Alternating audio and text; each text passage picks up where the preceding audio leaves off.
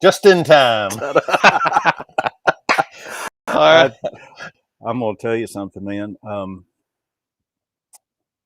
It's been a morning. Yes, it has. It's been a morning across the mountain in my zone too, but nothing like yours. Phew. Yeah, so we're over here at the campground. We got a spot. I mean, you can throw a rock to the water, right? Or a walk. Or a log, if you can sail that thing. That's right. So anyway, yeah, got over here and got everything moved. Well, got a trailer full of stuff still over at the other side. Power went out. Had to replace a 50 amp circuit. Wow. 10 minutes before we started. Yeah.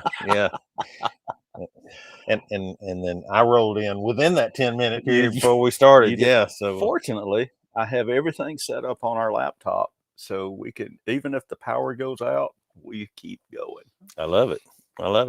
For a minute or so. Well, good morning out there, Ground Zero community, Ground Zero family. It's man to man for November 2021. Wow, is that crazy or what? Man, I don't even know where the time went, where the days went. Yeah. It's been a pretty good year. It's been a great year for Ground Zero and the Ground Zero men community, and for men's ministry in general, and for the church even. Oh yeah. So but again, we got one more month left in this 2021, and that's just hard to believe for me. I'm about ready to put 2021 in the rear view. Yeah, me too.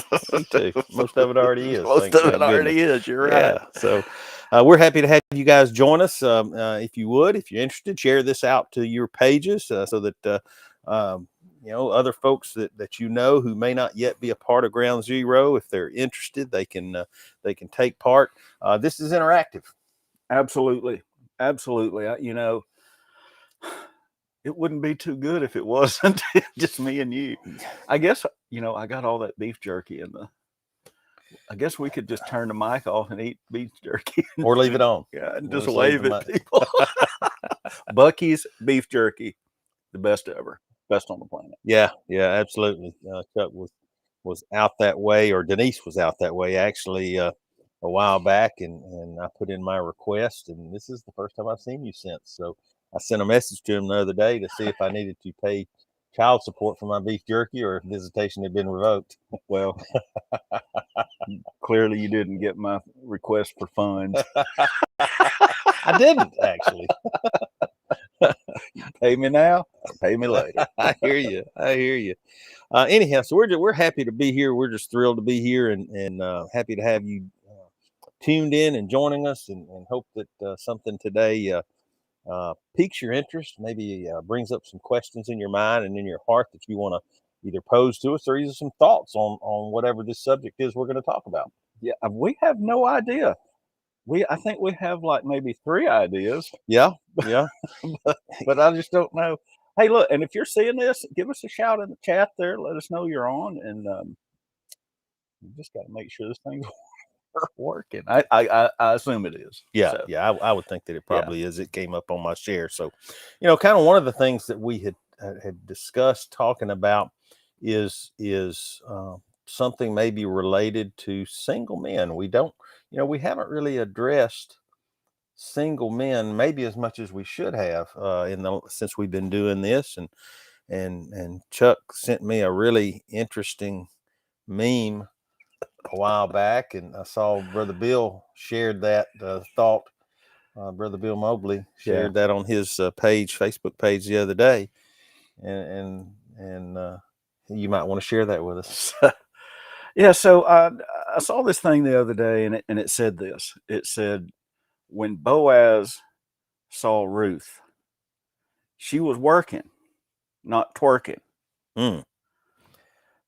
So what are you looking for? Exactly. And I can just, in full disclosure, as a single man, the times that I've been single, I didn't do very well at that a lot, and that's just full honesty. I don't think I was ever looking long term, honestly. Yeah. Yeah. And, as we get older and with age, you know, it's like, man, Who are you talking to? I'm talking to you.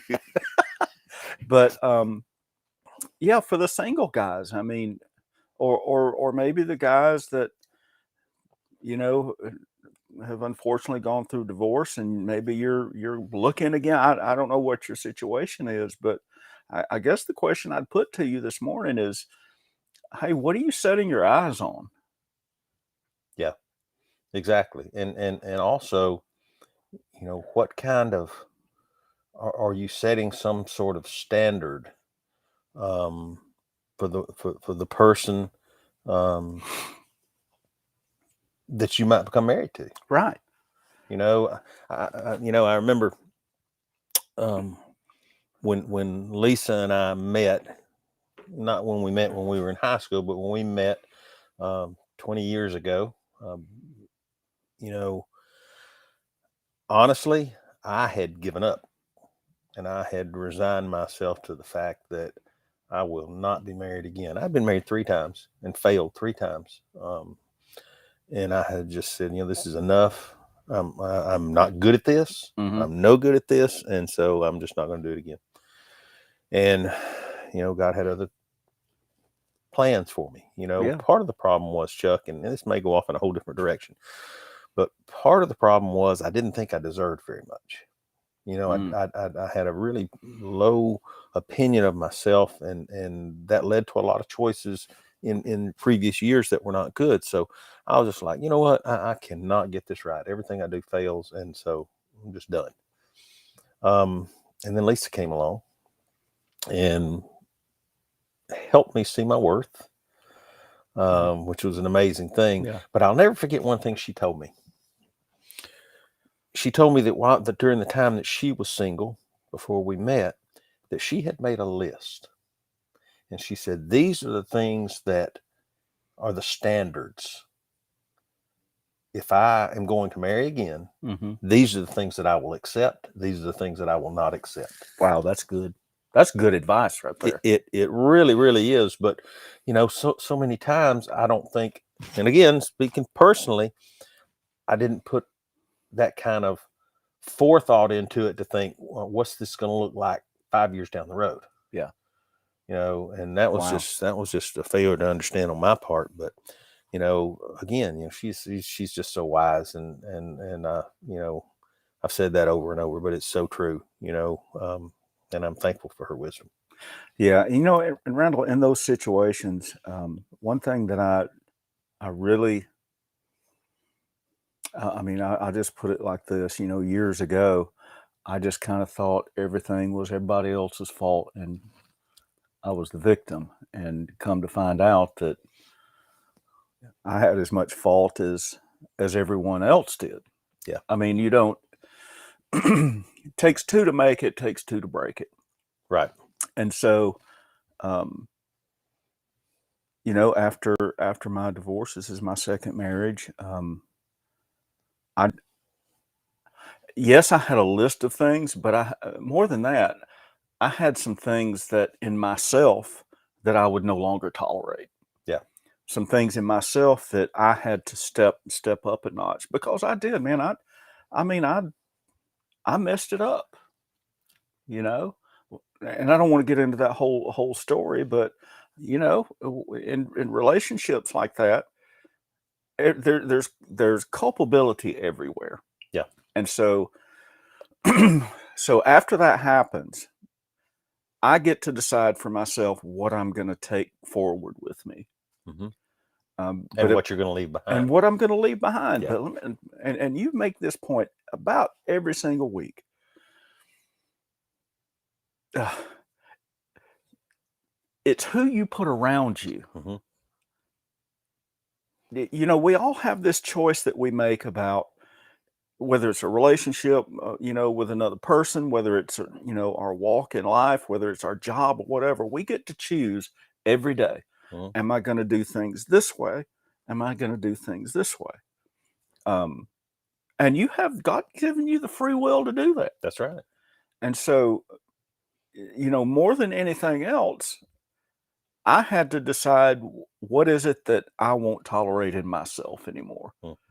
Because if those things I just don't tolerate anymore, then that's not in my vision Right. anymore. That's right. So They're off the table. absolutely. Yeah. And you know what? That takes some time to sit down and let God just kind of rip you apart and show you those things. I was just sitting here thinking that can be some really hard self-reflection. Hey, Obviously, Jake is not watching the live stream. One moment, please. But that can be some really hard self-examination. You know, I've been walking with a guy lately, and if you're watching, you know who you are. But he was telling me about these things his wife had said to him, even things she had called him, but more than that, characteristics that she was pointing out in him that she didn't like. And you know, they're having troubles. And I said, okay. I said, so here's some homework for you. I said, I want you to write down on a piece of paper every single thing that you have been told about you. Then I want you to go down that list and I want you to put a check mark beside the things that you know are true. And those are the things that you can change. Right. But you have to be very honest with yourself in an exercise like that. But it's, you know, and honestly, that wasn't my idea. That just welled up from the Spirit as he was talking to me. I was like, you know what? That's a great exercise for all of us. Right. You know, if somebody tells you you're selfish, okay, be very honest. Are you? Yeah. Wow. So, you know, but yeah, being able to figure out what you're going to leave behind, what you're not going to take forward is just critical. Right. Right. And while you're doing that, you know, if it is true, the next question you need to ask yourself is, what does the Bible say about that? Absolutely. Not, hey, let me run to my friend over here to, you know, down at the bar, or, you know, my fishing buddy or whatever. But what does God's word say about that? Yeah. Yeah. You know, you're exactly right. You know, and kind of back to what we talked about putting people around you during those difficult times in my life. And even as my life kind of leveled out and I decided that marriage was no longer for me, I didn't have bad people around me, but I didn't have the right people around me. You know, I had people who would help me stay in that place that I was and not fall backward, but I had nobody who would help me move forward and become what God really intended me to be. Right.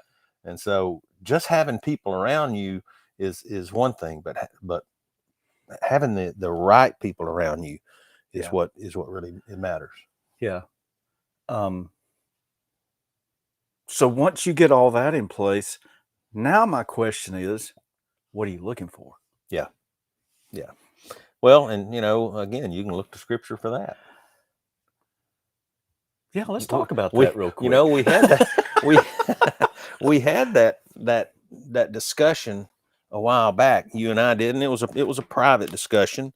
You know, you hear the term. You're going to Proverbs 31. I'm going to Proverbs 31. I am, because you know, you hear people over and over and over say, you know, there with you. I have a Proverbs 31 wife, or I am looking for a Proverbs 31 wife. And the problem is they might not have ever read Proverbs 31, you know, and they really don't know what they're saying. Right. They've just heard other people say it and know that it's good, but they don't have a full understanding of what all that encompasses. And it's you know, there's a lot. And real quick, I'll just you know, one that really just zeroed in on me was Proverbs 31 verse 26. She opens her mouth with wisdom, and on her tongue is the law of kindness. And that kind of goes to what we talk about as our wives being wisdom in our lives that we don't have. But there's just so much more in here, and maybe you want to read some more of this. Maybe there's something else in here that stands out to you. But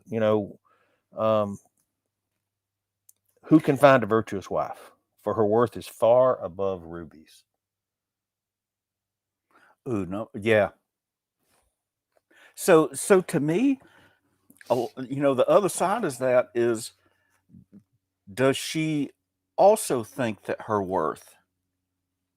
Yes, Look, we and I've seen it, and you've seen it.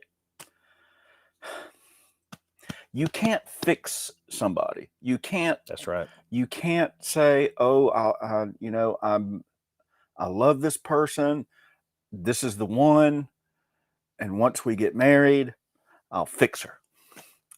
No, no, no, no, no. No. Number one, only God can fix her. Yeah. Only God can fix me.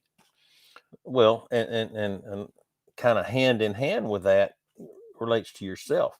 If you are an unfulfilled, miserable, unhappy, unjoyous single person, and you get married, you're going to be an unhappy, unfulfilled, unjoyous married person until you get yourself in the right posture. And what's your wife going to be? Yeah, she's going to follow unhappy, unfulfilled, and so will the marriage. And so will the marriage. Right. Right. But yeah, Proverbs 31, and I'm just going to take a minute and read through some of this, Chuck, if you don't care. Sure. Who can find a virtuous wife, for her worth is far above rubies?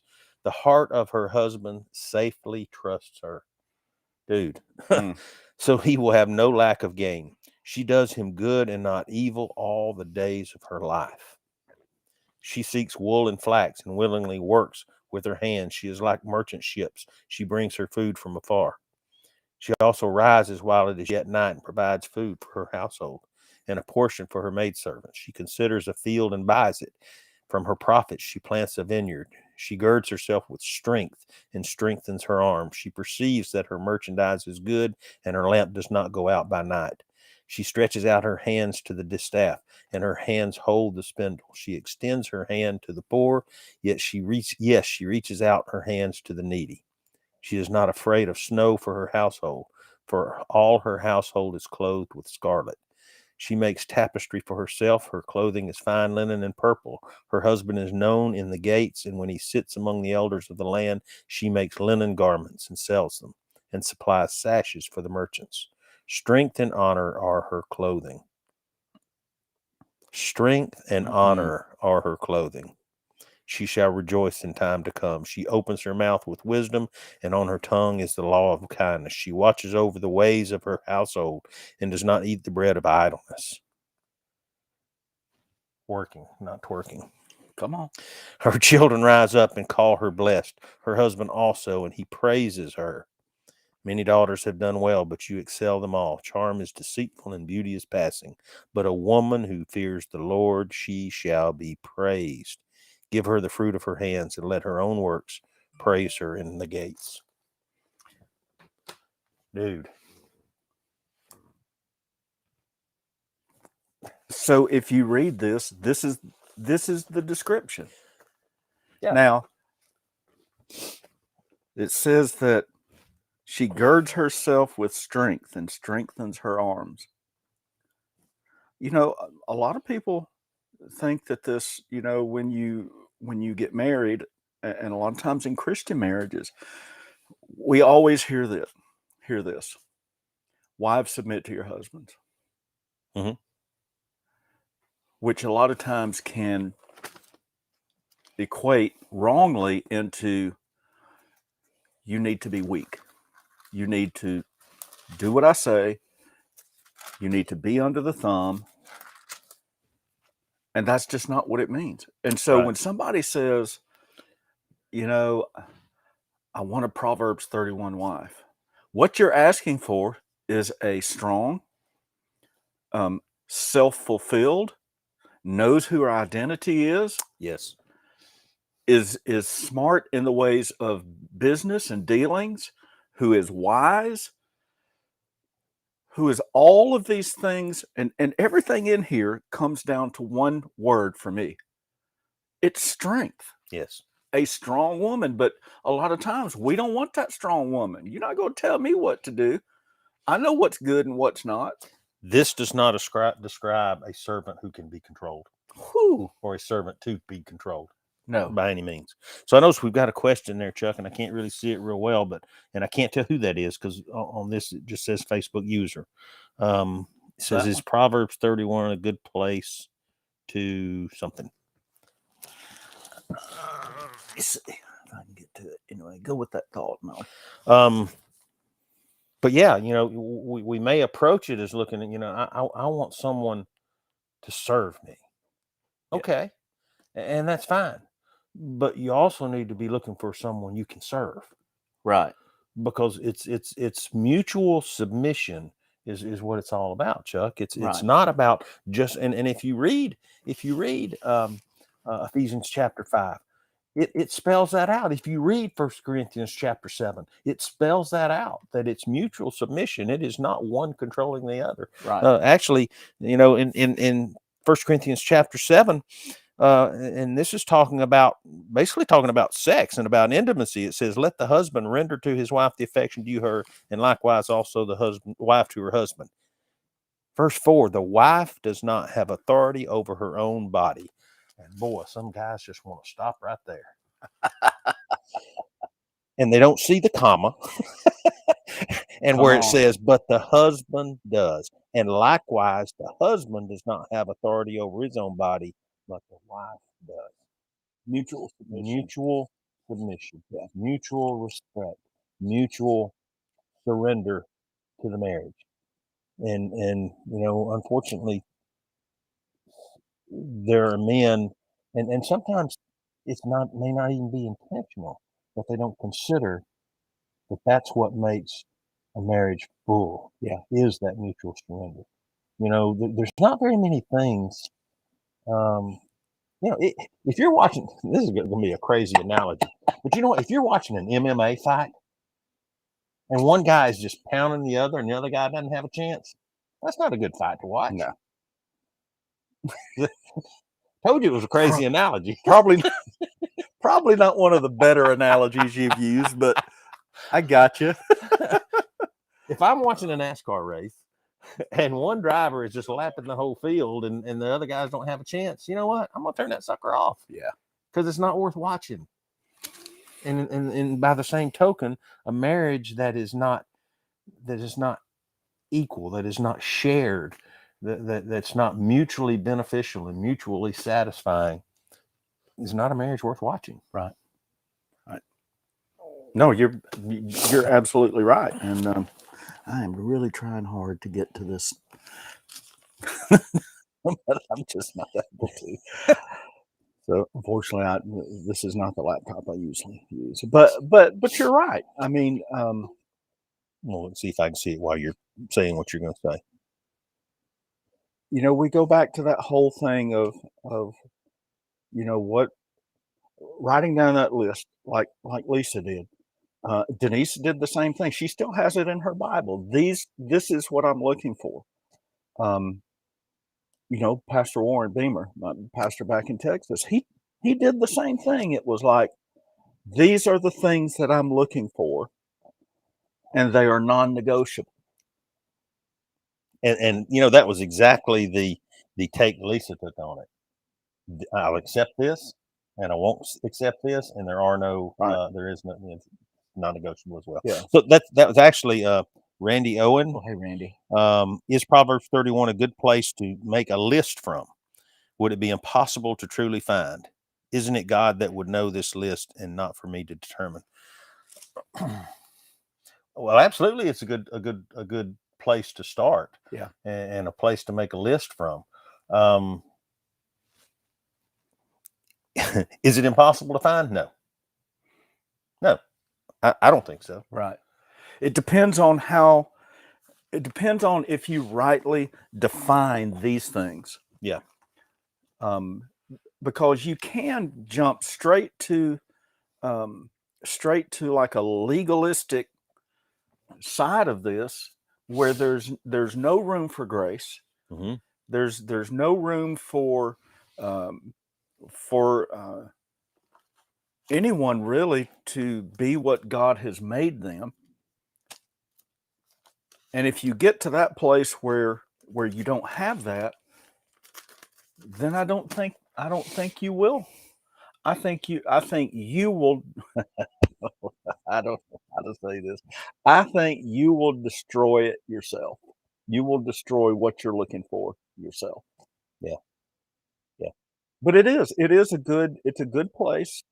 Um, it's a good place to look. It's a good place to study this and see what Sure, these things mean. sure, sure. Um,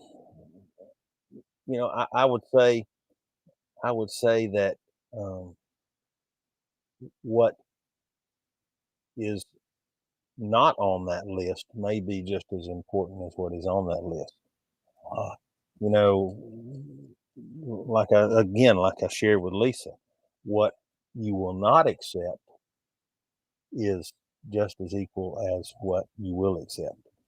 Um, because there are some character flaws, there are some character traits that just don't go hand in hand with this as a whole.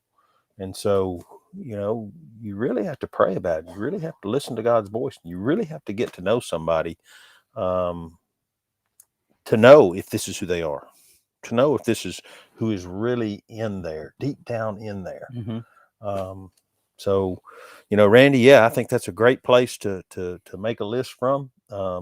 Is this an all-encompassing list? I don't think so. No, but I think this is a great place to start. Yeah, it is. And if you look through this list, what it shows you in this woman, number one, she's wise. Number two, she's not self-serving. Right. Number three, she's not lazy. That's right. Number four, she has wisdom to do the right things that will better the family. She's not unwilling to get down in the dirt and hey, let's do this thing. That's right. Okay. That's right. She doesn't disparage her husband. She doesn't emasculate her husband. However, she should be able to confront her husband on things that maybe he's not doing correctly, but in a spirit of, I want you to be the best man, the best husband that you can be, not one that's contentious. I mean, we're even told in the word, it's better to live on the corner of a tin roof than in a house with a contentious wife. Yeah. And that can go the other way too. Mm-hmm. Mm-hmm. So, yeah, absolutely.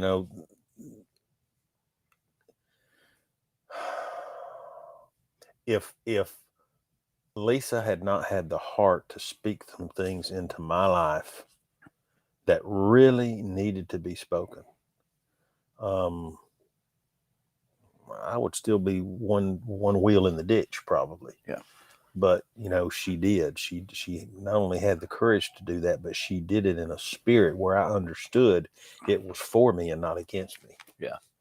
And that's just so important. So, guys, and this is even prior to marriage. This is even, if you're in a relationship, you should listen to the person that you're in that relationship with, because at that point in time, after you spent some time together, they begin to know you better than anyone else.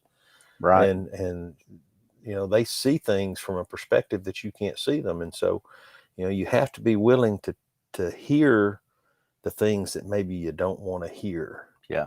But again, that's the only way that we can take those steps by step by step by step to become the man that we're called to be. Or I heard a, and this may fit in, this may not, but it just popped into my head.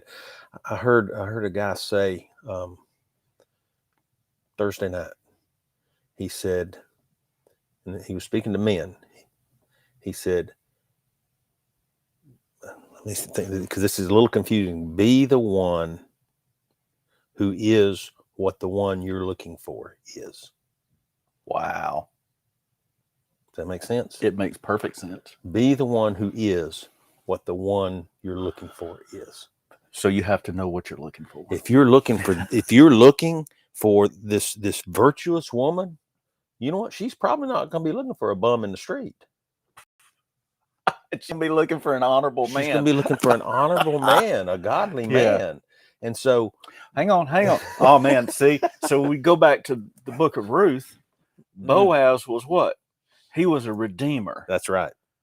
So you can't be this over here and a redeemer at the same time. That's it. That's exactly right. Now, that doesn't necessarily you're going to be redeeming someone, but that you have a redeemer's quality about you. Right. Which is honor. He was a man of reputation, good reputation. Right. You know, and so exactly. So and Ruth was working, not twerking. And so, you know, Boaz was what Ruth was looking for, and vice versa. Yeah. Hey, look, and to the ladies who may be seeing this, hey, y'all look for a Boaz. That's it. That's exactly right. Look for a Boaz, not a lazy ass. Or a selfish ass. Oh my goodness. Here we go. Hey, look, you said real talk, right? That's it. Look for a Boaz. Well, what does Boaz look like? Well, get in your word and look and see what that looks like. And that would be in the book of Ruth. Is what Boaz looks like. Yeah. Right. Be a Stephen, not an Ananias. You know? I knew I was going to go this way. It just is, you know? You know, the word describes Stephen as a man of good reputation, full of the Holy Spirit and power. The word also showed us through his actions that Ananias was a deceiver and taught Sapphira how to sin. Yes. And to continue to lie about it. That's right. That's exactly right. So, and then she was so deep in that even when she was asked, "Are you sure this is what the story you're going to stick to?" Yeah. Because they're dragging your dead husband out now for lying. Yeah. Are you sure? I'm going to give you one. I'm going to give you another chance. Nope. I'm sticking with it. They drug her out too. Yes, that's exactly right. So, anyhow, you know, oh, and here's this word again.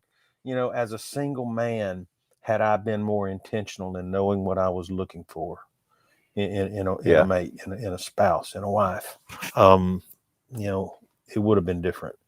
And I guess the fact that I wasn't looking at all when the one God put in my life came, helped me from looking for the wrong things. Yeah. I wasn't looking for anything. Right. And then, boom, Ruth shows up. Yeah. Wow. Ruth being Lisa, by the way. I knew who you were talking about. So in those lines, something just popped into my head here, and I think we need to go down this track. So what if you're married already? Okay. Yes. And you're like, I'm not married to a Ruth. Mm-hmm. Do not divorce and go looking for a Ruth. The first thing you need to ask yourself is, am I Boaz? That's right. That's right. Am I Boaz? Yeah. Because here's what I believe. I believe if I begin to walk like a Boaz or like Jesus walks, that will change. It has no, I don't want to say no. The likelihood that the other will change into a Proverbs 31 type character is very likely. Mm-hmm. So don't just say, I got to do this and go find my Ruth. Okay, you're in a bad spot now. That's right. That's right. Because if you do that, you still ain't Boaz. There you go. You still dumbass.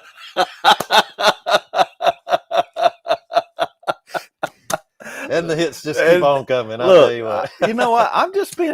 Look, if somebody's But it's offended by true. that, I'm It's true. sorry. But I'm just being transparent with you, you know, because that's just the way I think about it. I don't want to be like that. You know, I've been like that. I was like that for a lot. I was saved and like that for a lot of years. But after divorce and after all these different things have happened, I didn't want to be that anymore. I mean, I had to make it. Well, I mean, I could have said, well, you know what? Everybody else is wrong and I'm right. Yeah. And I'm the victim. And so this, you know, I'm just going to keep living my life like that. But I just chose not to. See, I can't do anything about what's happened in my past. That's right. Except for learn from it. That's right. You know, am I sorry people got hurt? Absolutely, I am. I mean, it's heartbreaking the damage that those things do, and I'm very sincere about that. But I can't do anything about it. All I can do is go forward and try to be, you know, have that Christ-like walk, and not do those things again. Yeah. If I get off by myself, I am likely to revert back to that. Because we fight this thing, you know. Yeah. It's not that I'm weak. It's just like I know me. Yeah. Yeah. You know, that's why I have to put myself around the right people. Yeah. Yeah. That's exactly right. So don't be an ass. Don't be an AZ. Don't be an ass. You know what? We need to do some T-shirts. Yeah, I've thought a lot about that lately. Don't be an ass. Unless you're a Boaz. Unless you're a Boaz. Or we could do like, if you're not a Boaz, and on the back, you're an ass. Yeah. Or the creative juices are flowing today, folks. I tell you what. Why do we have 0 watchers now? I'm just kidding. Oh man. But oh, no, man. I mean, I'm just being transparent, being real with you. You know, what you see is what you get. Yeah. Yeah. I want to say good morning to Gary Cootie. Gary has joined on. I noticed. Hey. Yeah, Gary's there. Emmett. Hey, Emmett. What's Carring's happening? Gus from San Antonio. My friend Gus. Gary is just, as you know, a dear friend of mine, and which, you know, which kind of brings up another thought that and that's how I ended up in 1 Corinthians chapter 7. You know, Gary's single, and some people see singleness as a curse. And so, and honestly, I think I felt that way in my younger days. I felt like the only way that I could be more than was to be married. Didn't really matter who I was married to. Just need to have that, you know, Because that was your identity. Exactly. But, you know, Paul says different. You know, singleness is a gift. Marriage is also a gift. Singleness is not a gift. It's a curse. And what he talked about in what he wrote about in 1 Corinthians chapter 7 was, you know, in singleness, your attention is not divided. You know, and Paul was single, and he was able to focus his entirety on what he did, on the church and on his service to the Lord, and making sure the gospel went where he believed it needed to go. But in marriage, which is also a gift, your attentions are divided. And they should be, because you also have to consider the things of the world in marriage. You have to take care of your wife. You have to take care of your kids. You have to provide. You have to do all these things. that divide your attention away from the Mhm. gospel mission. Whereas in singleness, you don't. Your attention can be directed. But he also says, and he was writing to the church at Corinth here, which was a sinful, sexually sinful environment. Yep.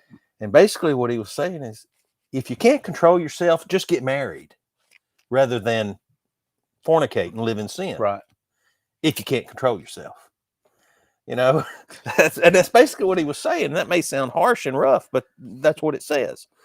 But he says it would be better if you could control yourself. Right.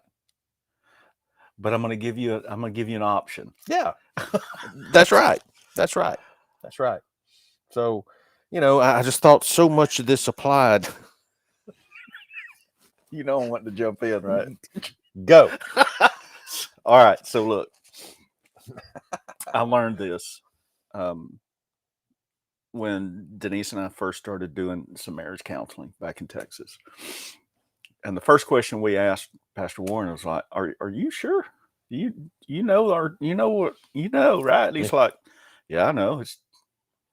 You're the best guys for it. I mean, Yeah. If you've never been through something, you can't counsel somebody on something. Yeah, that's like someone who's never had an addiction counseling an addict. It's just not It's effective. Like, I know how you feel. No, you don't. So look, when you're searching for a spouse, let's just say a spouse, husband or wife, the first thing, which means we're speaking to men and women here, by the way. That's correct. Okay, just want to clarify. Yeah, men and women. You have to understand, number one, what your calling is, what God's called you to do. Yes.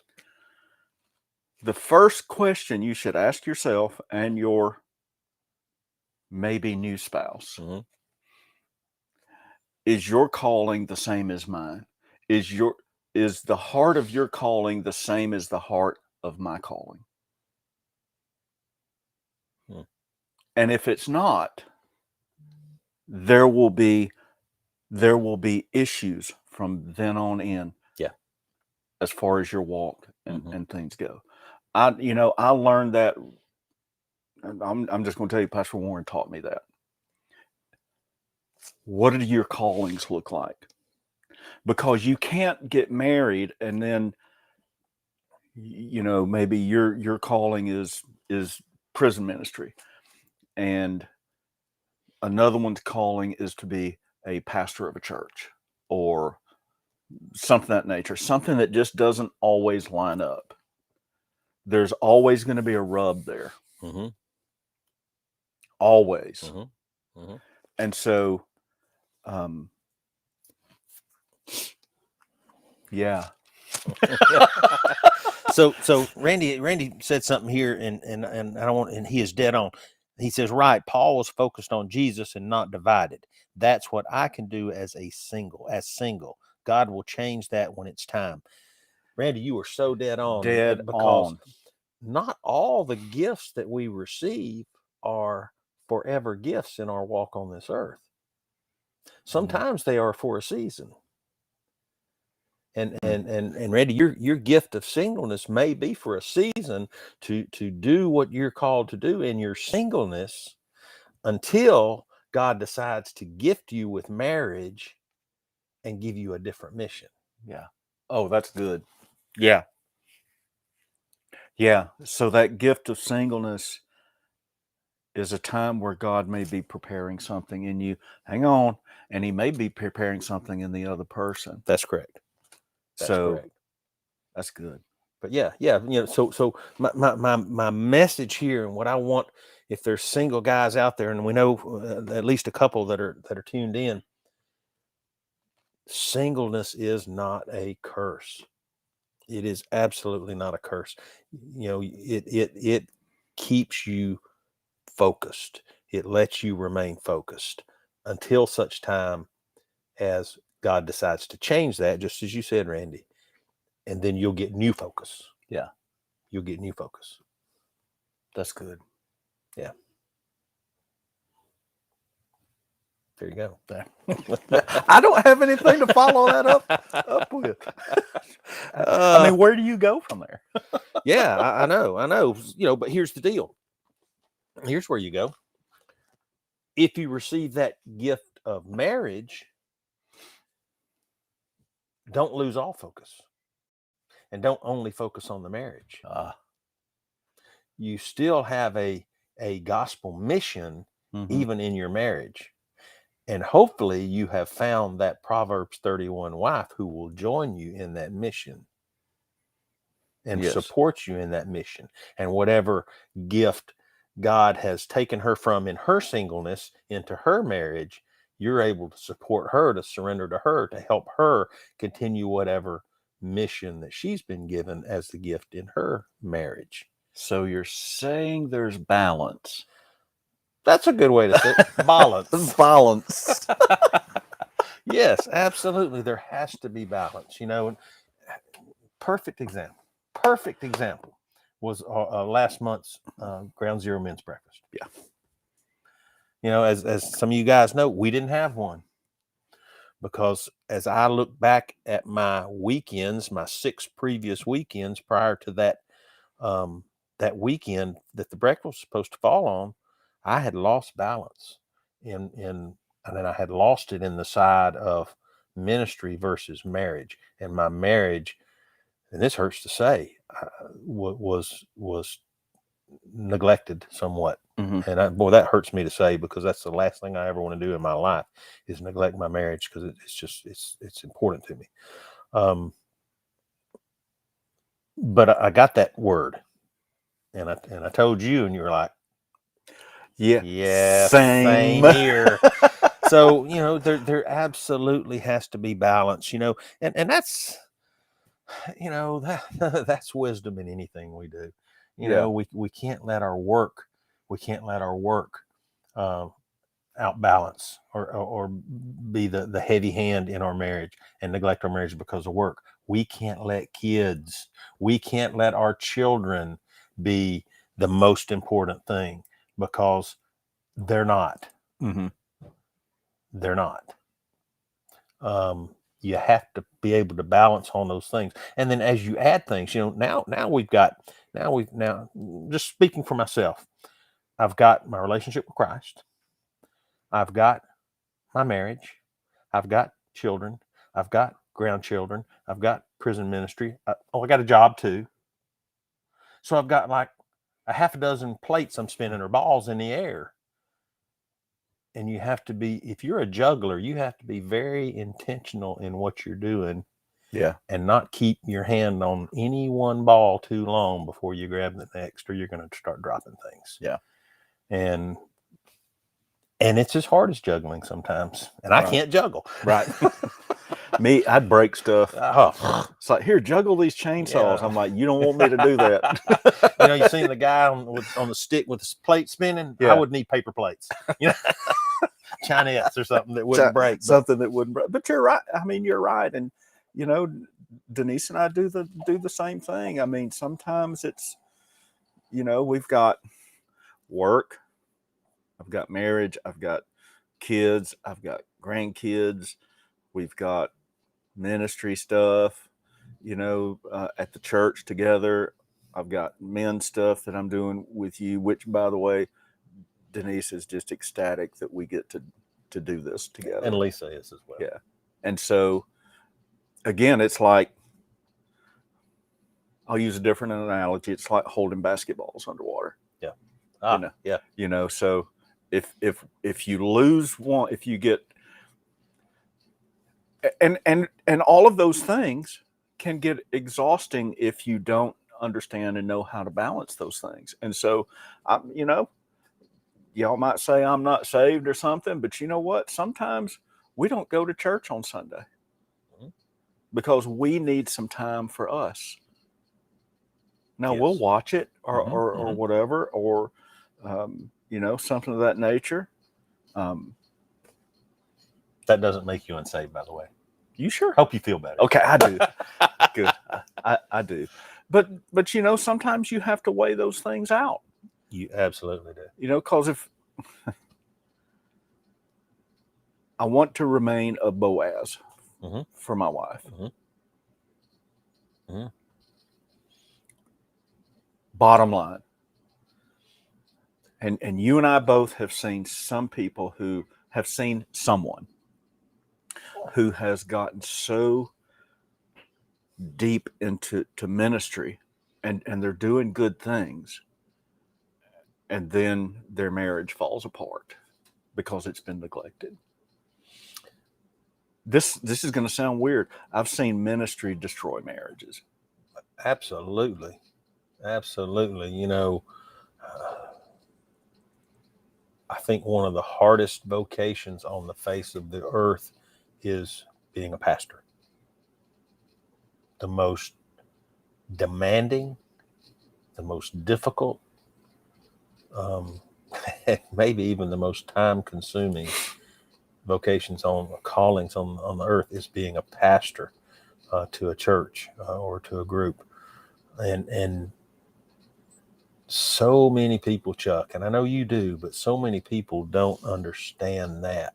And honestly, I went for years and didn't understand it until I became dear, close friends with my pastor at the time, Ricky Smith, and began to walk with him, not just at the church, but outside of the church. And I watched what his life was like and how demanding it was. And then I watched how he handled it and the balance that he was able to have in that. And it was just like, well, how in the world do you do that? Intentionality. Right. He knew that balance was important, and he knew that his family couldn't suffer because of his ministry, or his first ministry at home would fail. Right. And that is our first ministry is in our home. And so, man, I tell you what, I honor those who answer that calling to be a pastor to a church or to a group of people, whatever it might be. Because it's a serious undertaking. Yeah. People don't understand a lot of times, and I've seen it with my own eyes, and I know you have too, pastors who are exhausted and just weeping for other people. You know, well, my pastor didn't come see me today. Man, maybe he's exhausted. Maybe he's got a half a dozen other people that he had to see today. Yeah. You know, until you get close, and until you understand that, you really can't grasp that concept. And, you know, and I know, I don't know how it is in all churches, but last month, October, was Pastor Appreciation Month. I don't know if that's across all denominations or what, but in our church, it was October was. You know what? Why 1 month? Right. Why 1 month? No, you're right. You know, I pray for Pastor Michael Miller daily because I know what he's dealing with. You know, we've got a fairly good sized church, and I know the just the pressure that he's under to make sure he is able to shepherd the entire flock. Right. You know, so I don't even know how we got on that. No, but I guess it was talking about balance. Yeah. And you know, but you know, not all pastors are good at that. Not all of them, and that's why you see divorces among not pastors. Not every pastor needs to be a pastor. That's true. I saw a thing that the other day that said, "Are you as good a church member as you want your pastor to be the pastor?" Oh, wow. I'm like, okay. Yeah. Thanks for that. Yeah. So you're saying like I'm now. So you're saying I'm not a Boaz? Yeah, that's right. That's right. No, you're being a critical ass. That's right. Oh my goodness. So kind of back to where we started though. You know, we just and I think that was part of where my heart was being led today was to help single men understand that singleness is a gift for a season. Yeah. or maybe your whole life. But don't be like me and look at it as a curse. Right. And that's what I did. I looked at it as, this is, my life's not fulfilled as long as I'm single, and that's just not the case at all. So, be careful when you start searching. Yeah. Because I did a lot of searching and I did a lot of failing. But when I quit searching, God was able to do what he wanted to do. And I gave him time, I guess, by accident, because I wasn't that smart. But by accident, I gave him time to put the person in front of me that he had for me all along, and I didn't know. Yeah. But I was looking in all the wrong places. I was looking for the twerker. It is what it is, right? Yeah. Yeah. And that's because I wasn't Boaz. That's right. So I'll be the first one with that shirt. Yeah. But and in that waiting time too, I can see, like, when people rush it, God's like, hang on, I need to fix some things in you first. You need to stop. Just stop. But that works both directions too. It does. It does. I know that there are, and I know personally, some women who were just in such a rush to be married that they repeatedly married the wrong person. Mm-hmm. And all along, God was saying, but,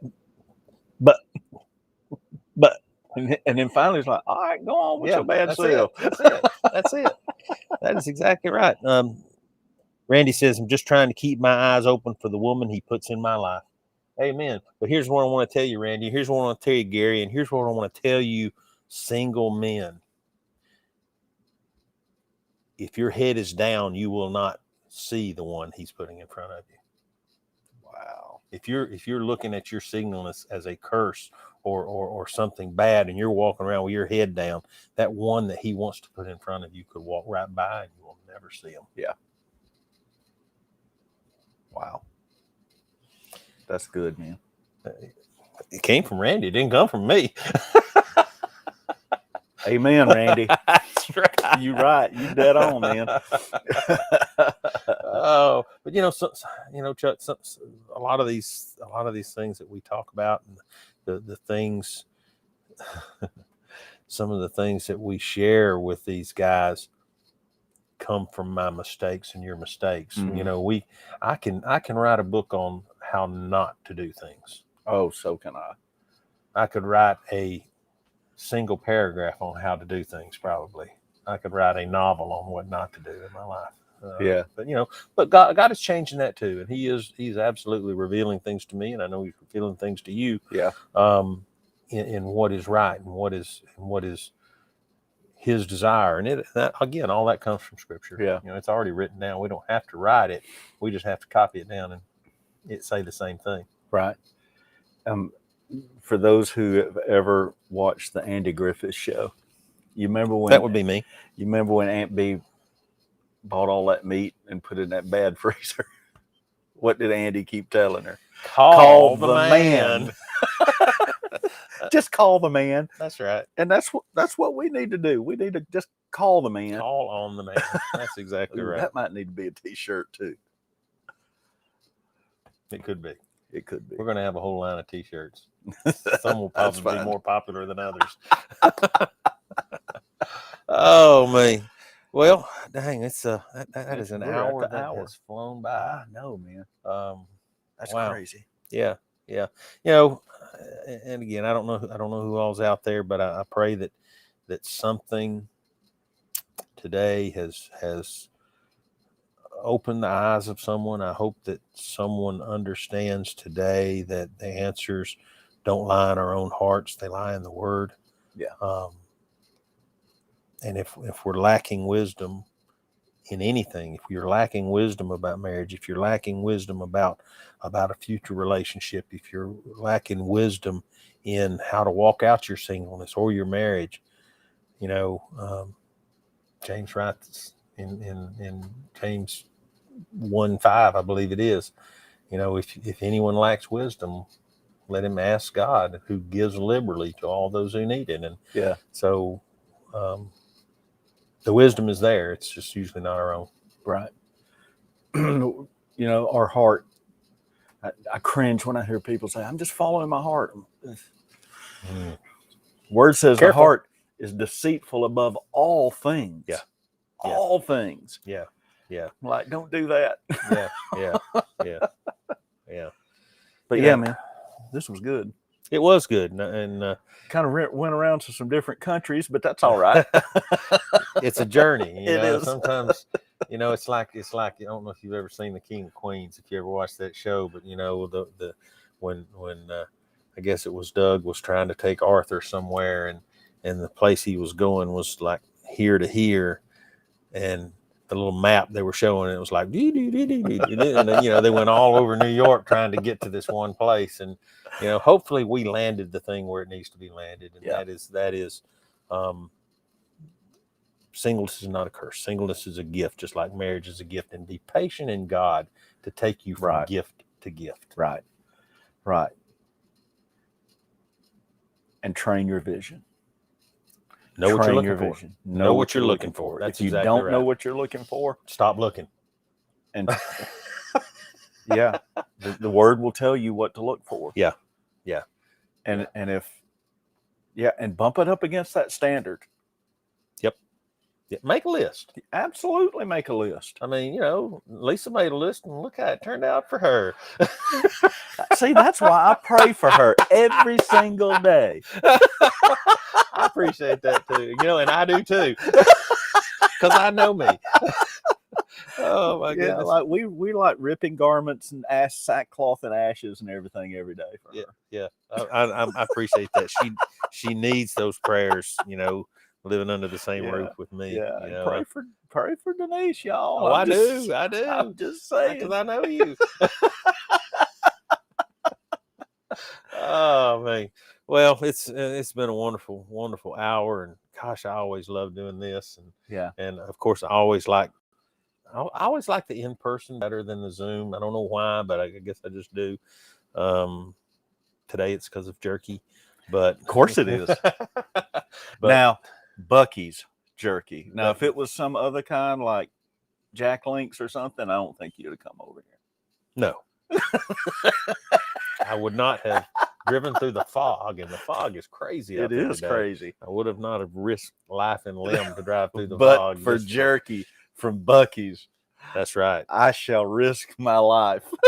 I would have run over here in jogging shorts in the fog. So now that we've left you with that visual, all right.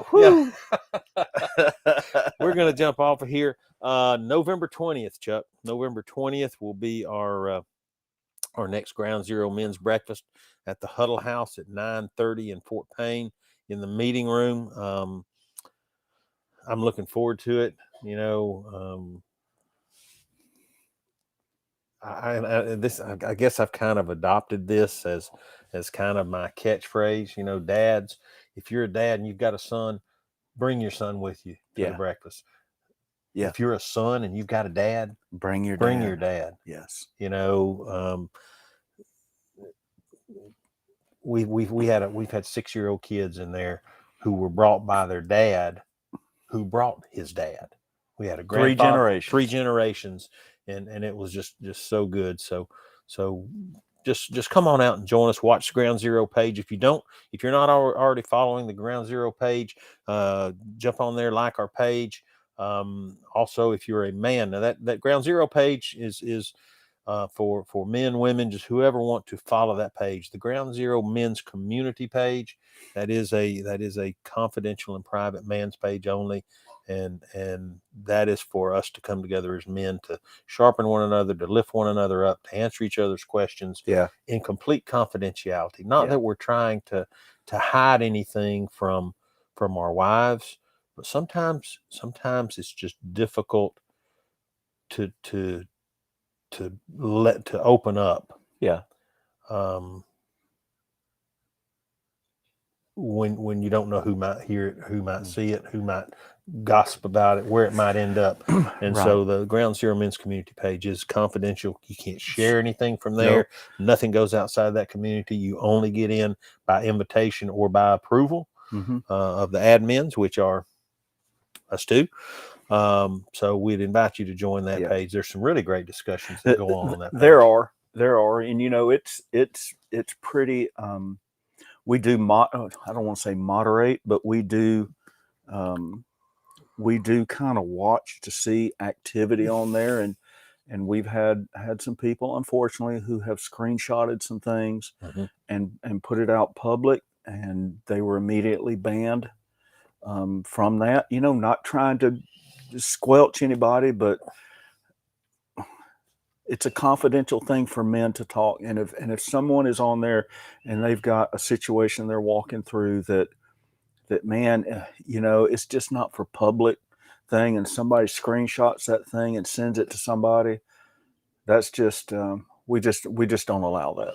Well, you know, that can just have just horrible effects on people. Absolutely. You know, that might cause a man who really needs to talk about something that's burdening him to just shut down. Yeah.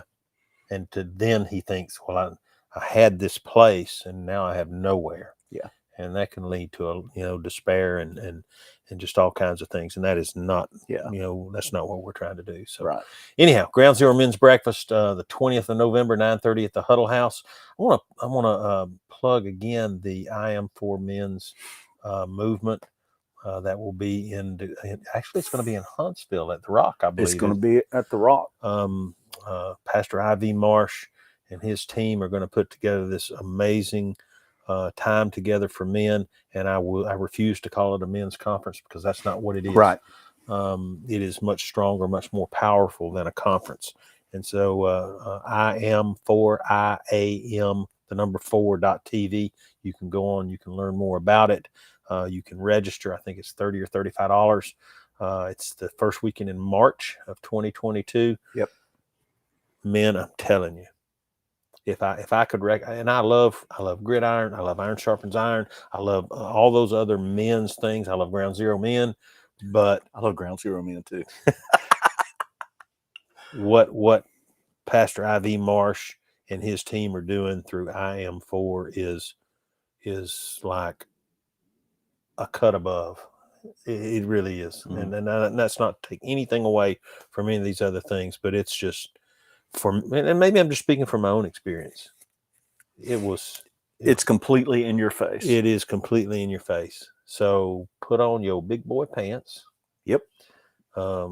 Check your feelings at the door and come prepared to get better. Yeah. To be better. So I think also, and I can't remember the date, Element 26, and I don't think we've even talked about what, Element 26 fall retreat we went to. That was, we haven't been together since then, but element26.cc is where you can find that on the web. They've got a spring retreat that'll be down in Florida. Is that in Jacksonville? Jacksonville, I believe it is. Florida? Yeah. We just came back a few weeks ago from the Element 26 fall retreat up at Fort Bluff in Tennessee, up in the mountains, and oh my goodness, it was so good. It was good. Just really, really good. And so Travis Upgrove and his team just put on a great event, and they're going to be putting on another great event in the spring. Element26.cc. Go find out more about that. Get registered for it. You're not going to want to miss it. Yeah, it was good. Yeah. Anyhow, so that's all we've got for today. Thank you guys for joining us, for tuning in. Share this out to your pages. There may be a man that you know somewhere, and then maybe you know who he is right now. Maybe he's in your mind right now. So-and-so needs to hear this. Yeah. So-and-so needs to know that he needs balance in his marriage. So-and-so needs to know that so-and-so needs to know that if he bows, he will find Ruth. Yeah. And so share this out. Get it out there and bless someone else with it if you would. So awesome. That's all I got, brother. It's a good day. It is a good day. We're off to eat beef jerky. See you guys all soon. Right. We love you guys. All right. See ya.